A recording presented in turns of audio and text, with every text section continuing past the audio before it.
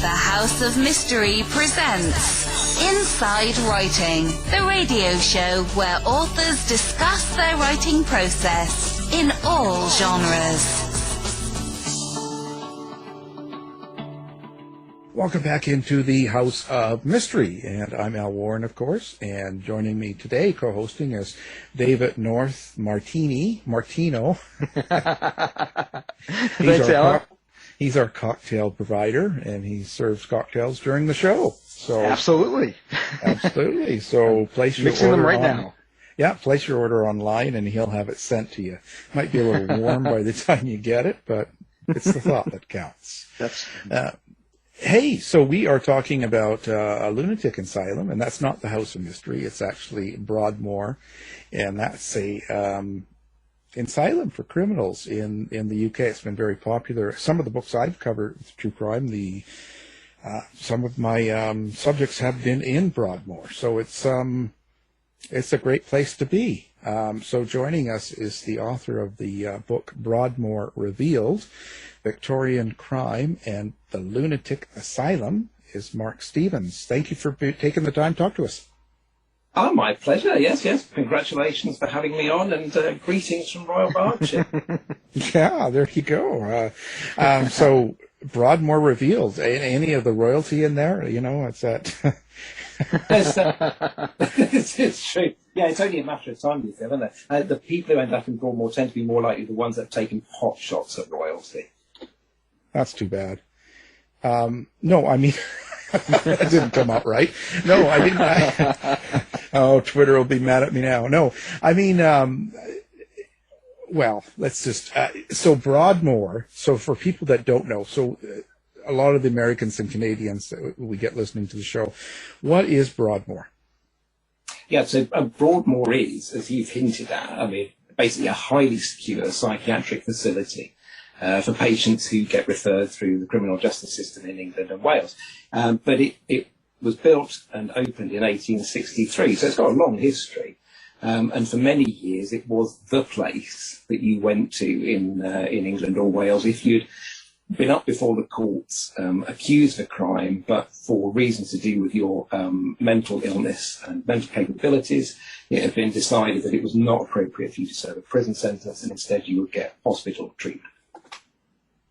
So with Broadmoor, then, why is it the one that seems to be?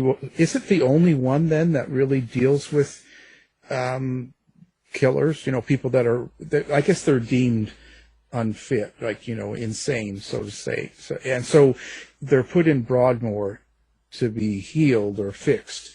Is it kind of the only lunatic asylum that's set up for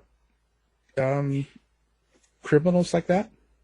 No, not at all. I mean, it's having these sort of national ones is quite a European thing. I think if you go into North America, it tends to be done more on the state or the province basis. But in England and Wales, it was the earliest, and I think because of that, it's become very well known. It was the only place you could go to if you came through this type of referral system through to the early 20th century. So although there are more, I mean, there's 3 special hospitals in England and Wales now. It's still the first one, and so that's the one reason I think that people it stirs their consciousness, and I think as well over the years there've been an awful lot of the inverted commas notorious people in there, and so again it's something that the media in this country is really keen on. You'll still find plenty of stories about Broadmoor in the popular press over here because it's that name that captures people's imagination because it has such a long history. Well, that's really an interesting thing. What got you into actually writing a book about it? Like, why did you want to cover this? Yeah, absolutely. I mean, I agree. I mean, it's not sort of the thing that you necessarily fall into, you think, would you? I mean, my interest in it really stemmed from a professional interest because the Broadmoor Hospital Archive is one of the collections I look after in my day job, which is being County Archivist for Berkshire.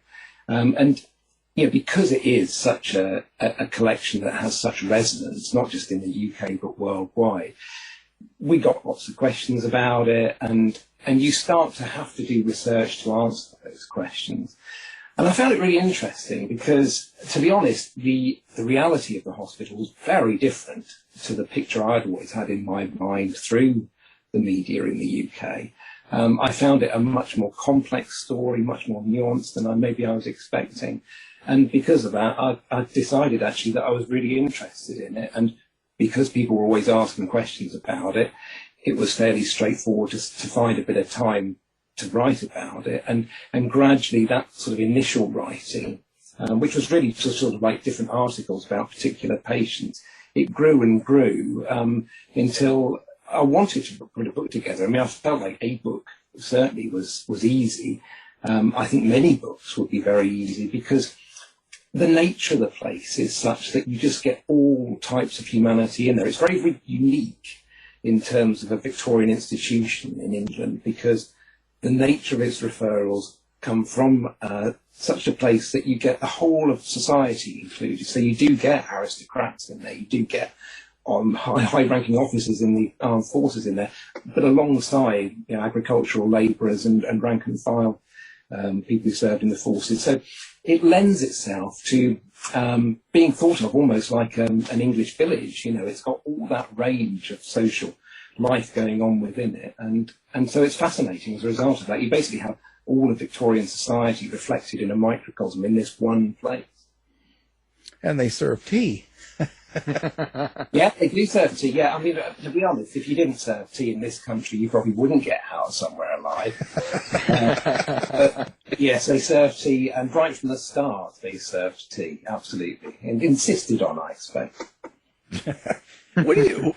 Or you'll get killed. What do you think that the biggest surprise was for you? Like when you started putting together the stories and the book, was there anything that you came across that you certainly didn't expect? Yeah, definitely. I mean, my impression of Victorian asylums was very much that was from sort of like, well, I suppose from things like the horror genre, and also from popular fiction and popular TV programs as well. I thought it was just some sort of dreadful place where just awful things happen. And actually the reverse is true in the Victorian period. The Victorian period in Europe certainly is a very enlightened period in terms of looking after people with mental illness. And they try and treat them as well as they can. All the sort of negative things we have around asylums and these sort of hospitals comes actually from the 20th century rather than the 19th. So I suppose I felt, I hesitate to use the word evangelical about it, but I suppose I felt that I discovered something that I wasn't aware of, and probably a lot of other people shared my beliefs as well. And I felt actually that this was something I wanted to tell people, was that these places have been built really with a very optimistic slant. They've been built with hope. They've been built with a feeling that they would be able to rehabilitate a lot of the patients and they'd be able to rejoin society. None of this proved to be true, but that didn't stop them at the time building them in these optimistic ways. And it just seemed a really potentially positive story to tell, rather than maybe the negative story of Broadmoor that tended to be the one that people had heard.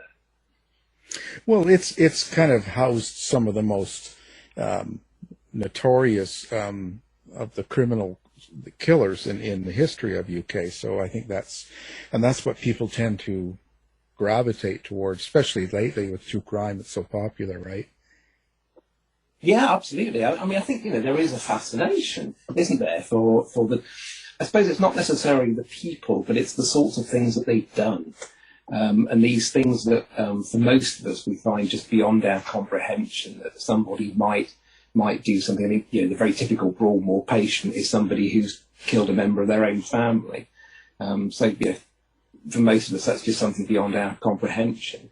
And then, as you've hinted at as well, you find some of these very rare cases where people have attacked strangers, and I think they really hit the fear button, don't they, for people? This idea that you could just be minding your own business and then suddenly fall foul of some person who thinks nothing of doing something dreadful to you, but who doesn't understand what they're doing as well. So it's all these sort of different things are caught up around somewhere like Broadmoor that make it difficult to fathom. And I think that's where the fascination comes from. I think a lot of people think too, you get this a lot where people, they get put in an insane asylum and they've killed a lot of people or they've done something, just terrible. And a lot of people just don't. What happens to a person that's in Broadmoor? I think a lot of the general society probably thinks it's not really a punishment. They're getting off easy. Is that true? I guess you might think that, but I mean, I have to say, having visited it many, many times, the thing that I suppose those of us who are rational, I count myself as being rational, those of us who are rational share, is that we're all quite predictable in the way that we do things. And Broadmoor patients aren't like that. So, I mean, the atmosphere around the place is always one where you're never quite sure what might happen. You know, it's just the nature of the people who are in there. And it's not like you're free. I mean, these days, Broadmoor is what's called a high secure facility. You'll probably stay there for 6 to 8 years, the idea being that they should sort out some sort of treatment regime for you. And then you'd go on to a medium secure facility, and gradually you sort of take all these steps potentially of going back into society. But, you know, equally, some patients are probably never likely to leave because their mental illness will never quite be organised in such a way that it can make them safe. I mean, it's a place of attempting to provide recovery and rehabilitation. There's no doubt about it. You know, it's if you go there, the staff have a very positive vibe about them. They're trying to do the best by the patients, and they're trying to give them all the tools they can to bring them back into society. But at the same time, of course, you know, a lot of these people have conditions which make life very, very difficult for them to ever try and manage. So, you know, is that preferable to being in jail? I don't know. I mean, if you go back into the Victorian period, you do find the odd sort of old lag, you know, criminals who'd obviously spent donkey's years in jail, who attempted to fake mental illness and end up getting transferred to Broadmoor. There's not many of them, but there's one or two. And they all moan about it once they're there because the prison had certainty. You know, everybody knew where they were in prison. They had a routine. They had different personality types they could all understand. And it's just not like that somewhere like Broadmoor. It's a different place. I don't think I would choose to go there myself. Well, yeah. But I know that one of the prisoners I was studying and did a little book for was Robert Maudsley, right? The Hannibal the Cannibal, as they call him.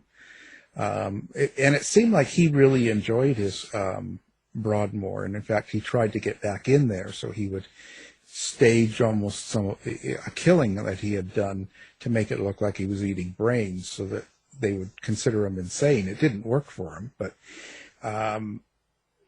so I do get the impression that people like it better. Maybe I'm not sure why.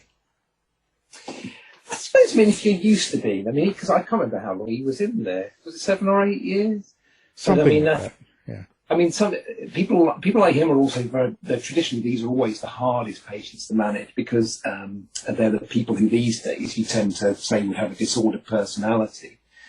If you go back to the Victorian period, they were called being morally defective. They behaved in a way that wasn't normal, and it didn't conform to society's expectations. And in the middle period, they were called psychopaths.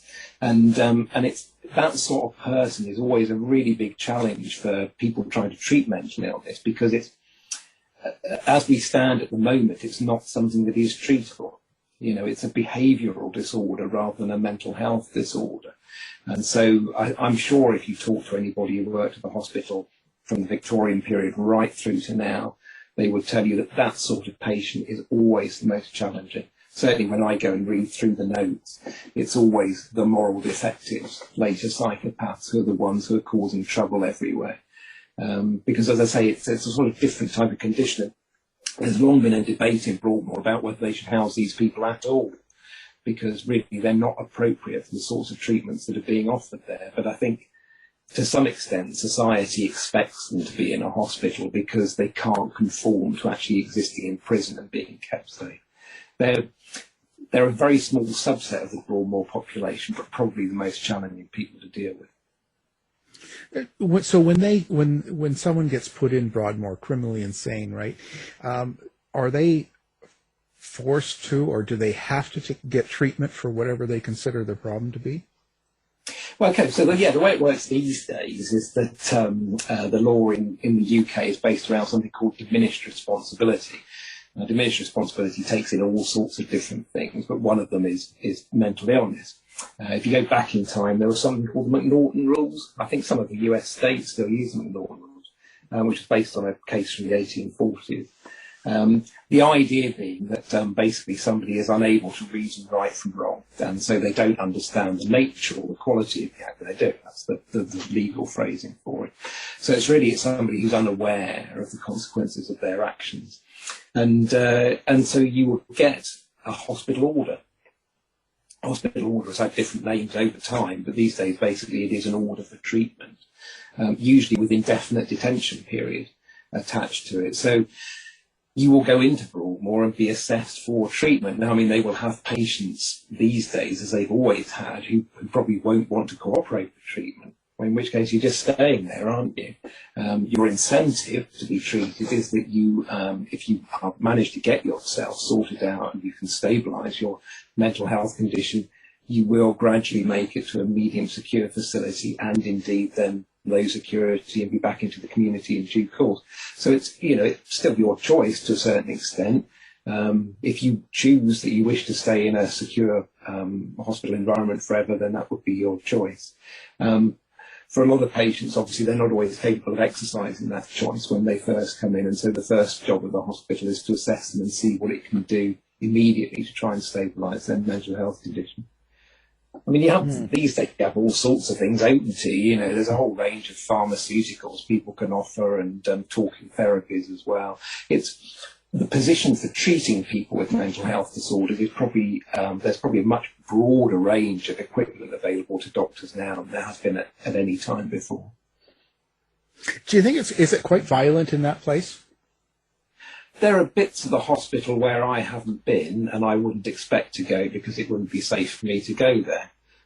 As a visitor, you will tend to see the patients who are in recovery and who are ready to make the next stage on their journey. There are some patients who are very, very difficult to manage indeed, almost unmanageable, but a very, very small number.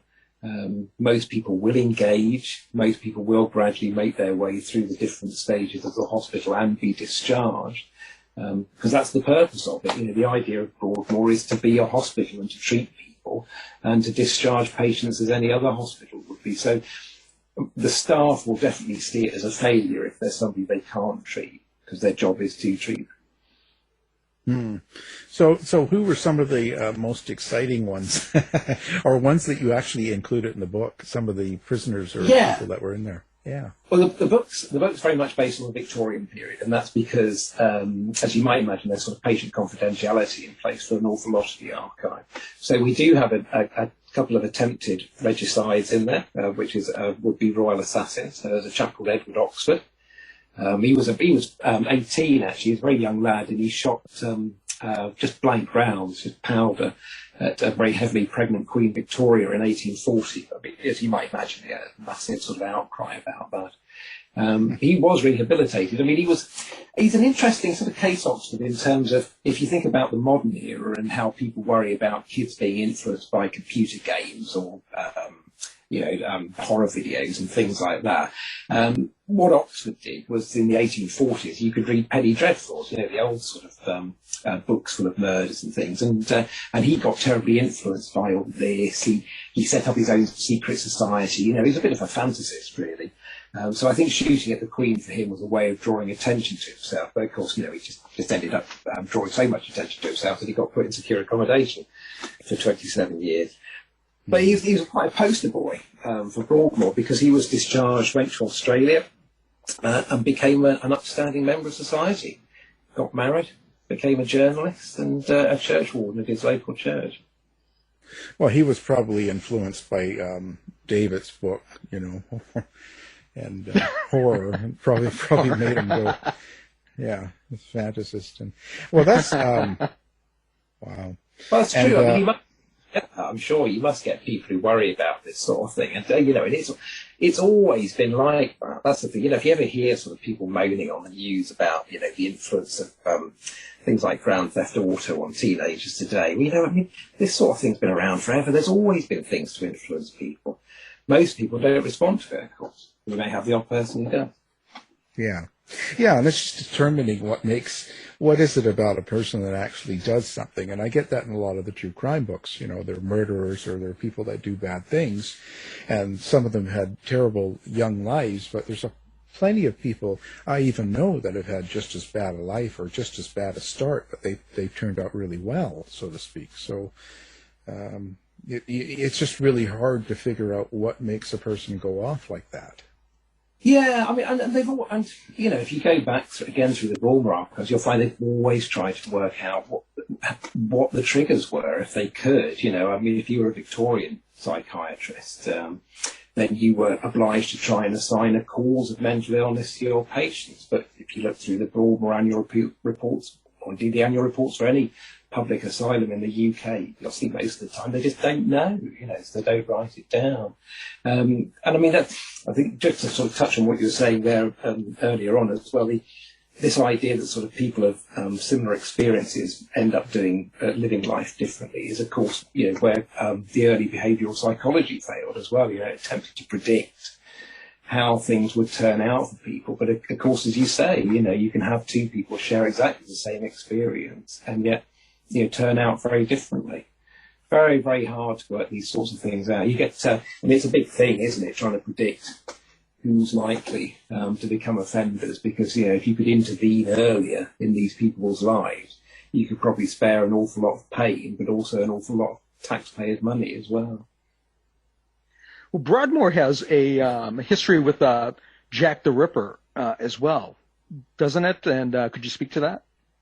Yeah, absolutely. So there's some within Broadmoor. There have been two candidates for being Jack the Ripper. I have to say, I don't think either of them are, but there's a whole cottage industry around the Ripper. So good luck to everybody, is what I feel. So there's a chap called Thomas Cutbush, slightly unfortunate name, really.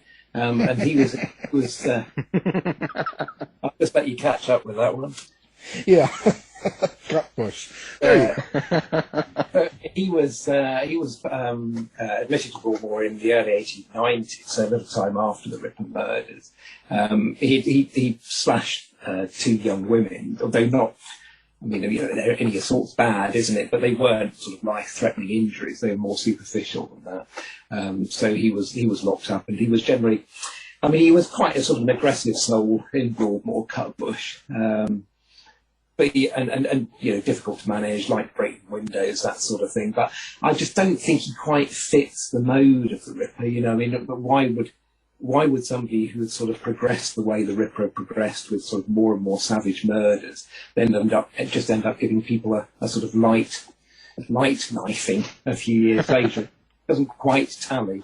The other one is a chap called James Kelly, and James Kelly killed his wife with a penknife, and he was inside Broadmoor for 5 years, but then escaped in 1888, very shortly before when the Ripper murders were committed. And Kelly sort of he had a fascinating life, really. He basically wandered the globe, carrying on a career as an upholsterer, which was his trade. He made contact with Broadmoor from the British consul's residence in New Orleans in 1896. When he obviously was down on his luck, and he asked whether he could be sent back. Would he quite like to go back home to Broadmoor, please? And they actually put him on a boat to Liverpool and telegrammed Broadmoor to say when it was turning up. But it made very good time across the Atlantic, and it got there early. And so when Kelly arrived early and found nobody there to meet him, he just went his way again, before finally turning back up at Broadmoor again in 1927, when he was about 70 odd. Disabled, deaf, unable to work anymore, and so he came back to the one place he thought could be guaranteed to give him food and shelter. The British Home Office was not very keen on him being let in, but the Broadmoor doctors argued that their duty of care to the patient was never extinguished, and so they did let him in, and he spent the last 2 years of his life in the hospital again. So he was at large from 1888 through to 1927. But again, he doesn't really fit, I don't think, the Ripper personality. I mean, he was somebody who attacked one person, his wife, because he was having delusions that she was being unfaithful to him. She wasn't, but he was delusional about it. And otherwise, when he was in the hospital, he showed no signs of violence at all in any direction. the fact that he seems to have carried on a successful career across different continents for many years and then come back to Broadmoor when he felt unable to work also seems to imply it's sort of somebody who just got on with his life after he escaped. So, I mean, the advantage for Kelly is you can't pin him down during that period when the Ripper murders were committed. But to my mind, he doesn't quite fit the image of what the Ripper killer probably was like. Yeah, it's one of those things we'll never solve, right? But yeah, you hear so many stories. And now I noticed also that William Chester Minor. So was he put in Broadmoor? Yeah, William Chester Minor was there for 40 odd years. So he spent, well, actually, it must have been the greater part of his adult life in Broadmoor. Thinking about it, he's a Massachusetts lad. So. He's got a sort of globe-trotting background. So he was born in Sri Lanka because his parents were American missionaries out there. But then he came back. They came back to the East Coast, and he studied to be a surgeon at Yale. Very, very well-off background, the Minor family. He started to suffer delusions of persecution when he was in the U.S. Army, fought in the American Civil War. And so he was sent to what was called the Government Hospital for the Insane, which is in Washington. I think it's still around. It's called, it's called the White House now.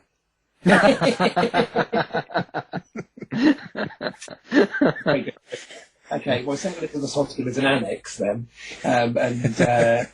Minor was there for a few years before he was discharged from the army. And then I think once he was discharged from the army, basically he couldn't be a patient anymore because he wasn't a government employee.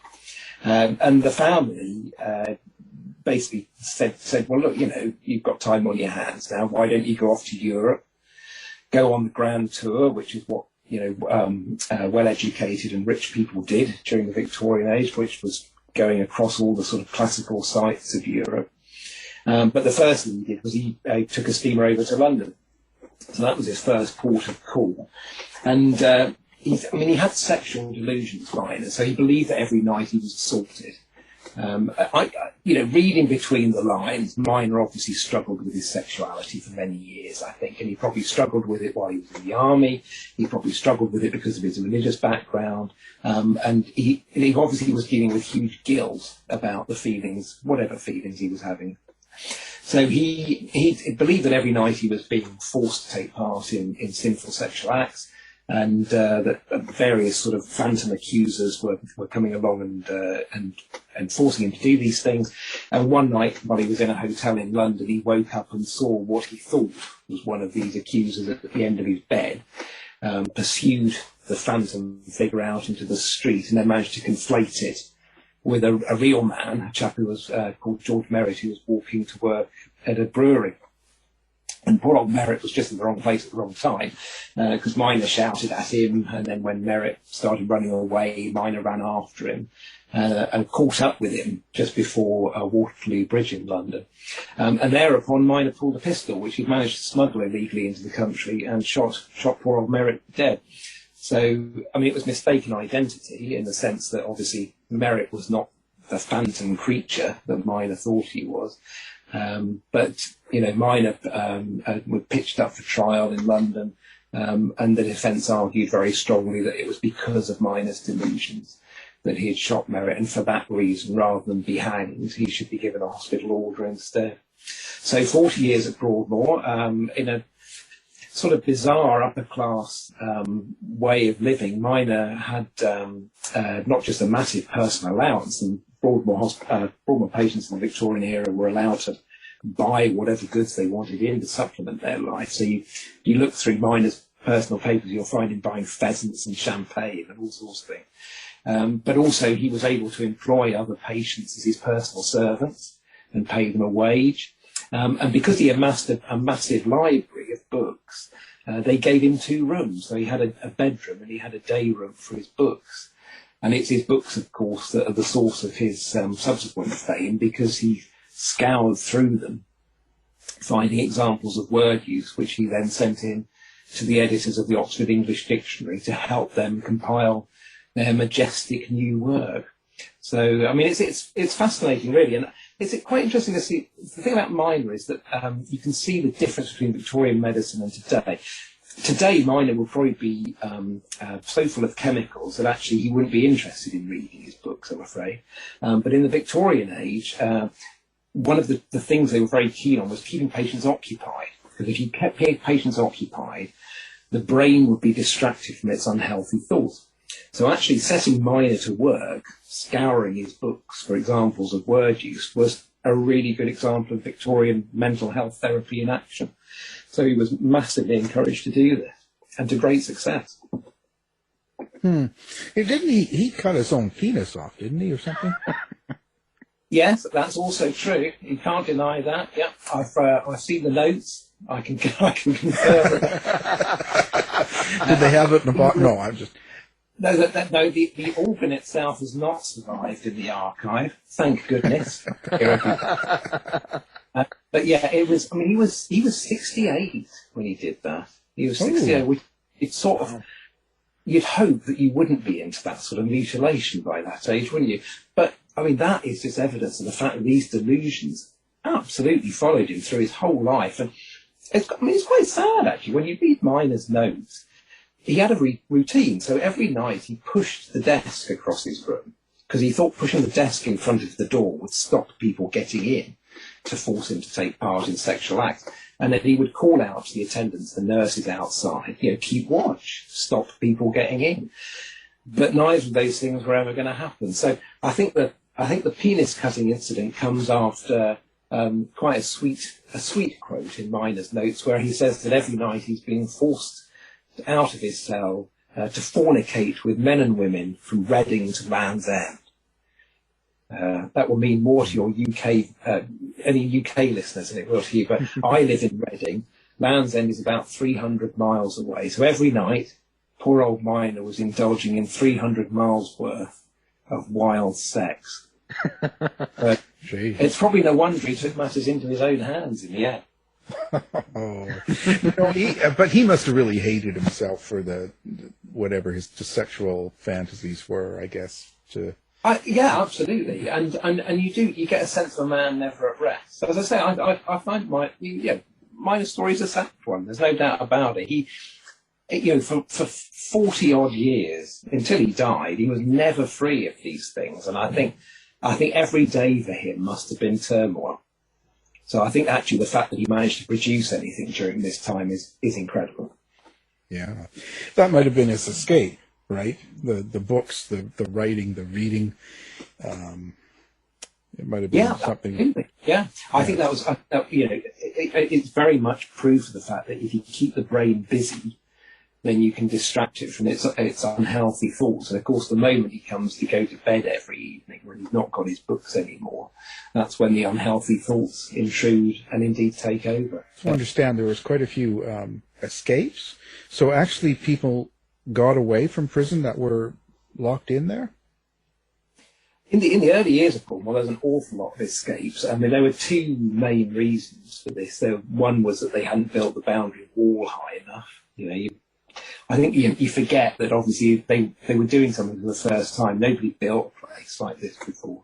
So initially the boundary wall was about 7 foot, and I mean that was just nowhere near high enough. They gradually increased it to about 15 foot, and that had a dramatic impact on the number of escapes. The other thing was that the original bars on the windows in the men's side were really poorly constructed, and so if you managed to secrete a stone or something like that in your room, you could hammer at them, break the bars, and then of course you could get out through the window. So at enormous cost, all windows were replaced. So by 1875, so that's about 12 years after the place has opened, the escape attempts really tail off. You have people like Kelly. I mean, Kelly did get away. He got away through making a dummy key in one of the hospital workshops. But generally speaking, it's that sort of first decade of the hospital's life that's the golden era of escape attempts, and they've become much less ever since. I'm trying to think. I think the last person who actually escaped from inside the secure perimeter of the hospital, I think, was in the late 50s. So you've now got to go back was over 60 years, I think, since the last successful escape from the hospital, which just shows you how much security's improved over the decades. Well, but it's got to be much better now, right? They have so much more technology. But I just wonder. So did anybody famous get out of there that they never did catch again, or? There are people who they never caught again. So, there's people who sort of disappeared into the Victorian society. Mostly when you get into the 20th century, they have picked them up again, or they know where they are. But in the Victorian period, there are 3 people who got away never to be seen again. One was a woman who was a regular thief. And she was also a regular changer of her name. She had loads of aliases, and I suspect she just disappeared back into somewhere, some haunt that she knew, and changed her name. There was a chap from Glasgow whose name was David McCain, I think. He was a violent offender. He was a rapist. He got away and was never heard from again. And then the only murderer who ever escaped and never got back was a chap called William Bisgrove, who was, I'm trying to think how old Bisgrove was when he escaped. I think he was in his mid-20s. But he had committed a fairly nasty murder. He'd killed a young girl in a field somewhere in the west of England by smashing her head in with a stone. Not very nice at all. But he sort of, at Broadmoor, he progressed. So he progressed enough to the extent that he was allowed into a walking party that was outside the secure perimeter. And he did his stone thing again. Basically, one day he asked an attendant to just look down at a rabbit hole, smashed the attendant over the back of the head with a stone, pegged it off into the woods, and was never seen again. That was 1867, I think. So that's within the golden era of escapes, and so he's the one murderer who got away. And one thing so. People, I have to ask this because it says like you had there was 5 women who actually became mothers, so gave birth. Were they allowed to have sex in there, or did they have men and women together, or how did that work? No, indeed, no. So the women who've all given birth in Broadmoor, and there've been a number over the decades. They were all pregnant when they were admitted. So the question then became really to what extent were they allowed to look after their children. And every child that was born in Broadmoor ended up being taken away. But if the mothers were in recovery, if they were felt safe to be looking after their children, then they were allowed to nurse them for a few months. If they were not felt to be safe with their children, then their children would be removed from them at birth and given to somebody else to look after. And it was a decision that they definitely made on a case-by-case basis, because so many of the women were inside Broadmoor for murdering their own children. So you had to be really certain that wasn't going to happen again if you were going to let a mother nurse her child. For practically the whole of the hospital's existence, the men and the women were completely separate.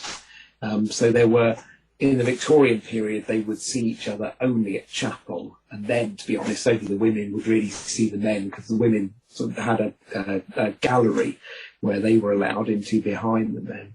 So at chapel service, you had both sexes in the same space, but not actually in contact. Otherwise, they never saw each other at all. When you go into the early 20th century, you start to get patients allowed to mix at things like dances and other social occasions occasionally. But there's nothing by which you might understand to be sort of conjugal rights in Broadmoor. So if you're thinking that might be an attraction, you're sadly mistaken. That make me visit. Wow, so that's pretty interesting. So when you wrote the book, did you have something in mind that you wanted people to take away from the book? Like, was there something different? Yeah, when I was writing the book, I definitely wanted to try and demystify the place, and I wanted to show it for being, to be honest, pretty much like anywhere else. It is exceptional. There's no doubt about it. It's an exceptional place, and particularly the sorts of reasons why people end up in there are really unusual. the dreadful things that people can do to each other because they don't know what they're doing to each other. Mercifully, it's rare. But I suppose the fact that these people are just the same as anybody else is a fascination.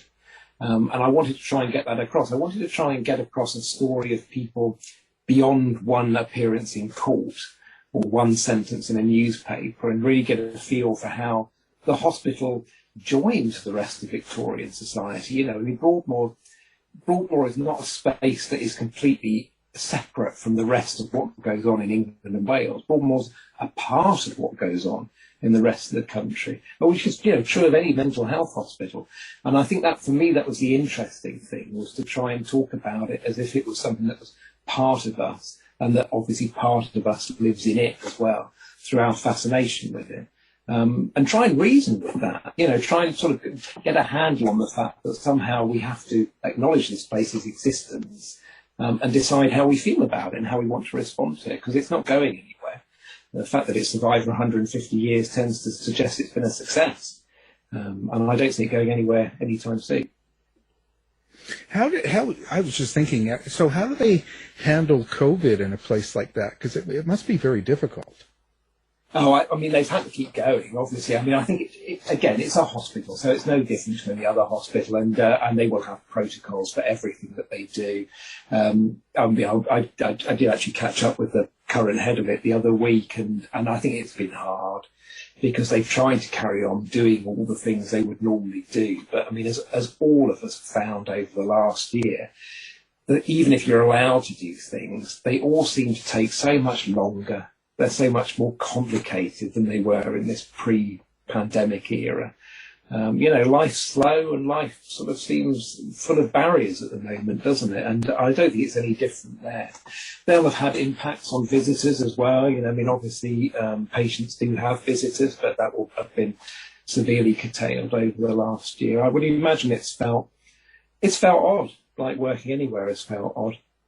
Yeah, I would just imagine in an enclosed society like that, or just like a prison, that if it gets into the prison or into the hospital, it would be a terrible thing to control. That's, you know. Yeah, I'm sure. I mean, I don't know what it's been like in North America, but certainly over here, the prison system, there have been a number of outbreaks in prisons. I think, obviously, Broadmoor, as it's a hospital, I think it probably benefits from the fact that the nurses are used to doing things like having clean regimes, you know, and making sure that everything's sterile, which you wouldn't get in a prison environment. And I suspect that's why prisons have been so badly affected. Prisons aren't really built, are they, for providing health care? Yeah, that's why places like Broadmoor came into being as an alternative for that. So yeah, I mean, I definitely, you know, when you can see over here that enclosed spaces have been a problem. I think at Broadmoor, as I say, because they're used to dealing with that medical side of things, it's probably made it a bit easier. Certainly, as I say, I caught up a couple of weeks ago. I'm not aware they've had any major problems there. Wow. So, do you have a website of your own that people can come find you at, or do you have a social media set up to promote yourself or the book? I am on Twitter, though I'm really, really bad at using it, but the handle is @Markoria, Markoria. The best way to get contact with me, if I'm not responding to Twitter posts, is actually through the Berkshire Record Office website, because that's my day job, and any message that comes through to the Record Office is not only monitored at least 5 days of the week, but also they'll know where to find me. We'll also have the Pen and Sword website up on ours, so people can find you. Yes, please. And stuff like that. How long did it take you to do this book? The book sort of it came into being, I think, from a series of sort of smaller articles, and I'm trying to think back to it now. I reckon that I had these sort of smaller pieces, and I put them together, and then I started making sure they linked to each other and expanding them a bit, and that probably took, I don't know, 8 or 9 months probably. It was a fairly intensive period of working, because obviously, you know, you're trying to work it around your job. But I think, I mean, I don't know, I don't know how you two feel about writing, but sometimes you just get in the zone about things. And I think when I was piecing together the articles and making it into a book about Broadmoor, I just felt very much in the zone, because I knew my topic by then. I mean, it wasn't like I was having to stop every minute to go and do a bit more research, which certainly sometimes when I'm writing other things, I find it was really easy to just go straight through and plough through it pretty much from beginning to end. Yeah. What was your research like? Well, it was very intensive in terms of trying to gauge material. So what I would typically do then is that because I'm lucky, I've got access to all the archives. So I will transcribe things, and I find transcribing things, I find it really useful because it forces me to think about what I'm reading. So as well as reading through it, if I'm writing it down, it sort of goes into the consciousness a bit more. And then once I've got the transcriptions of all the bits and pieces from the archives that I'm interested in, I'll go and see what else I might need to augment that. Things like newspaper reports, census returns, other bits and pieces to get information about the people that I want to describe. And then start writing something with something like Broadmoor Revealed. It was very linear narrative, really. So I'm dealing with people from the first time we know about them through to the end of their lives or when they disappear off the historical record.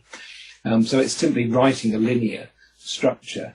I find, and I don't think I'm a very effective and economic author about this, what I tend to find is I tend to do a first draft, which is quite often quite compact, and then I go back to it and I start adding in information. And I may well do that 3 or 4 times. So every time it gets bigger and bigger and bigger. And it's only after that I'll actually start editing it down again. I suspect that's probably not the most efficient way of doing it. But, I think one of the things about writing is that we all have a natural way of doing it, don't we? Trying to change that natural way. I suppose it's like golfers trying to adjust their swings. You could probably spend years doing it, and even then it might not be quite right. And then, so how do you choose which stories you're going to put, like which people you're going to use in the book? With Broadmoor Revealed, it was very much based on the people I thought people would expect to hear about. So people like Richard Dadd, who was a very celebrated Victorian artist, people like Edward Oxford, who shot Queen Victoria, people like William Chester Minor, because obviously of Simon Winchester's book. So there were people who I felt I should write about. And then what I decided to do as well was I decided to try and tell some stories that were sort of linked to that, to give a more rounded picture. So after talking about William Chester Minor, I wrote a whole series of stories based on other immigrants, so other people from different nationalities who'd ended up in the hospital, to really try and put Minor into perspective, because he's a fairly unusual case for an immigrant. I mean, he was terribly well off. Most of the immigrants who end up in Broadmoor are dirt poor, quite often sailors as well from different parts of the world who've just pitched up in the London docks and ended up in the court system there. Similarly with the women patients, I knew I needed to write about a lady called Christiana Edmunds. She's the most celebrated Victorian female patient because she was somebody with a disordered personality who went around poisoning people in an attempt to try and excuse an earlier poisoning that she'd done of the wife of the man that she wanted to have an affair with. Very complicated world, Christiana's. And I thought actually doing a selection of women who were not Christiana would again make her stand out, being exceptional. Christiana is very unusual in being somebody who is committing a crime on strangers. On the female side, she's almost unique in terms of that, because virtually all the women who were in Broadmoor in the Victorian period were those who had killed their own children. So I felt doing a series of pieces about that would be something that ought to be done. And then it becomes a sort of arbitrary way about how to do that. And I thought that doing it in terms of women who were pregnant when they'd been admitted to the asylum would be interesting, because there was a positive element to that. There was new life coming out of sometimes very tragic circumstances, and I thought that would be a nice balance. So it was very much based on sort of what I felt people would expect to hear about, with me then weaving in some of these things which I found interesting, which put these people in context. I mean, I have to say, I think there's about 2,000 Victorian patients. And you could write a book about any of them. I mean, they're all absolutely fascinating. So do you plan on doing another, or are you going to continue kind of doing this thing? What do you think? For about the last 10 years, it feels like I've had 3 other Broadmoor books on the go and not enough time to write any of them. But they're all largely researched, and I would very much like to do them. What I would like to do is I'd like to do 2 that are based on families. And try and put patients into the wider family unit, because I think you can just find out so much more about Victorian Britain through doing that. And I'd like to do a Broadmoor origin story. That sounds very, very sort of fashionable, doesn't it? But I think a Broadmoor origin story based on the case of James Hadfield, who was a chap who shot at George III. But it's Hadfield really who creates the situation whereby Broadmoor comes into existence. Although he was never there, 60 years after Hadfield's offence, Broadmoor is created, and it's very much due to his actions shooting at George III in the Theatre Royal in Drury Lane in 1800. So there you go. That's grand plans, and I just have to live long enough to write it all. Well, you're young enough. You'll have no problem, Jeez. Well, it's certainly been a pleasure. It's certainly an interesting subject, and you could just talk about it forever. It's pretty amazing. So, have you? Is this the first book you've had published, or have you done other books before? Broadmoor Revealed was the first one, and then I did Life in the Victorian Asylum for Pen and Sword, which is like a companion book, really. So I wrote that. I wrote that because I wanted to try and write a how-to do a programme if you were going to film a Victorian asylum, what you would need to do. I'll tell you why. It's because at the time, Broadmoor Revealed was being optioned by Simon Cowell, no less, and there was discussion about making it into a TV series. So I thought, well, if they're going to do this, I want to try and give them the whole picture so they can do it properly. So that book came out of that. But then that's been it. So, I mean, I haven't published anything since then. Though, as I say, there's plenty in the pipeline. How do you feel now that you've done this book and you've published it? What do you think you would do differently? Have you given that any thought? I learned an awful lot about writing. With Broadmoor Revealed and Life in the Victorian Asylum as well, I learned a huge amount about writing. So Broadmoor Revealed, I think I learned how to create a linear narrative. And I can remember when I was writing the second book, Life in the Victorian Asylum, I did it in 2 parts. So I wanted to do a sort of an experimental first part, which was actually in a different voice. I'm not sure that it always succeeded, but I wanted to try writing it in the present tense and in the second person. So I had a go at that. But then I did a sort of commentary on that as the part 2 of that book, which was a linear narrative based on Victorian mental asylums and the local asylum network. And I felt by the time I'd done that commentary bit, I'd really nailed linear writing. And so I thought that when I come to do the future books, actually, I will do it in a much more experimental format. So going back, would I do anything different? I don't know. I think you need to write. You need to write the books they are at the time, don't you? Or else you're never going to learn from them. I'm really happy. I mean, I was having a look at Broadmoor Revealed earlier today, actually, because it was published 8 years ago now. I don't always. For many months necessarily have anything to do with it on a day-to-day basis. And I have to say, I was reading that, I thought, actually, this really isn't bad. Which, I don't know how you two feel, but actually from an author's perspective, that's really quite rare. Quite often you read things you've written and you hate it, don't you? I feel affectionate towards it. I still feel very fond towards it. No, that's good. That's a good feeling. And yeah, that's, wow. Well, our hour is up. Our guest has been the author of Broadmoor Revealed, Mark Stevens. Thank you for talking with us today. Oh, my pleasure. I've really enjoyed it. Thank you very much for having me. Thanks, Mark. To find out more about our show, guests, or to listen to past shows from our archive, please go to www.houseofmysteryradio.com.